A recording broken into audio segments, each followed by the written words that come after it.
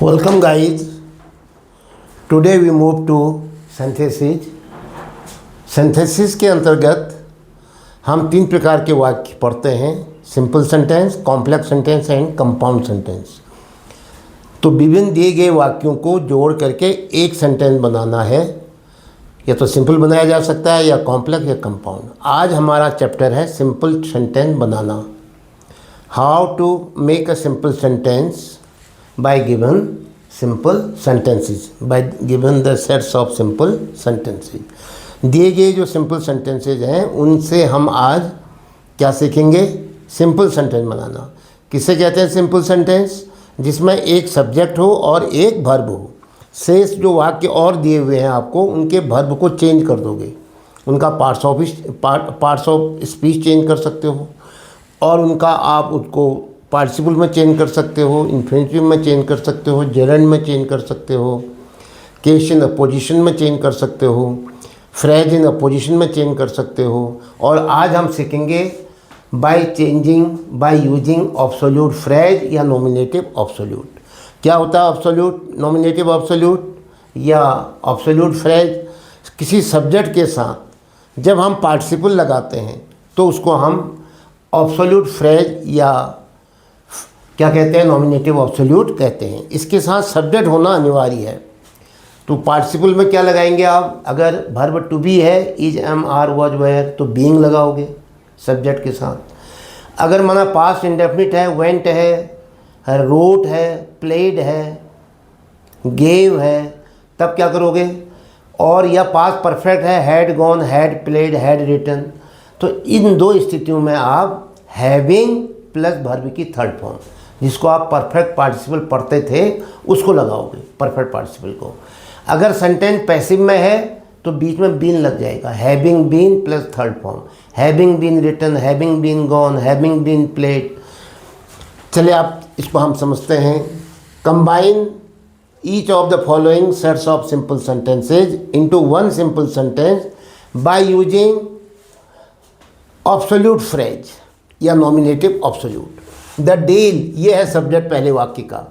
अब ये सब्जेक्ट नहीं रहेगा, इसको हम बदलेंगे ऑब्सोल्यूट फ्रेज में। ये कैसे बदलेगा ऐसा? जब पीछे जो वर्ब दी हुई है, वो चाहे पार्टिसिपल, प्रेजेंट पार्टिसिपल हो, चाहे परफेक्ट पार्टिसिपल हो, वो उसके साथ जोड़ देंगे तो वह वर्ब भी नहीं रहेगी, सब्जेक्ट भी नहीं रहेगा। पूरा टुकड़ा, पूरा जो क्या कहेंगे उसको, एक फ्रेज जो है वो हो जाएगा ऑब्सोल्यूट फ्रेज। ऑब्सोल्यूट फ्रेज का मतलब है उसका कोई भी वर्ब और सब्जेक्ट से कोई नाता नहीं रहेगा, वह केवल सेंटेंस को हेल्प करेगा। वो पूरी घटना जो पहले हुई थी, जिसकी वजह से दूसरी घटना घट रही है, तो पहली घटना जो है वो वर्ब के रूप में और सब्जेक्ट के रूप में नहीं रहेगी, वो नॉमिनेटिव ऑब्सोल्यूट बन जाएगा या ऑब्सोल्यूट फ्रेज होगा।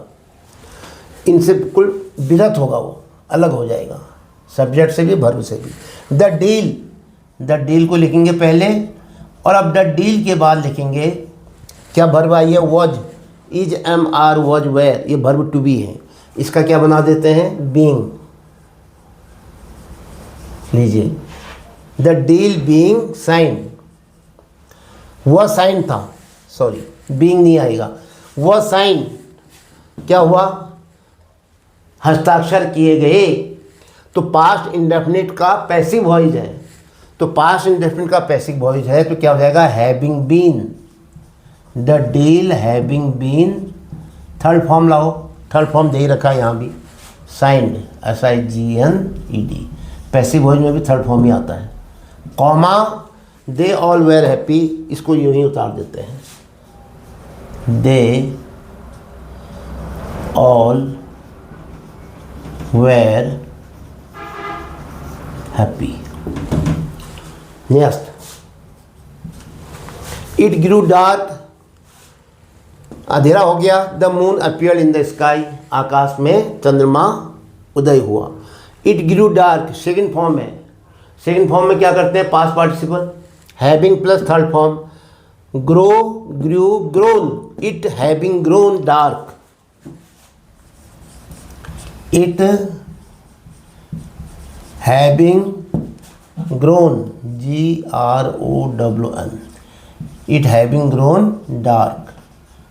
Comma the moon appeared in the sky. दूसरे सेंटेंस को ऐसे उतार दो, द मून हो गया सब्जेक्ट, द मून हो गया सब्जेक्ट और अपीयर्ड होगी वर्ब। एक ही वर्ब रही, एक ही सब्जेक्ट।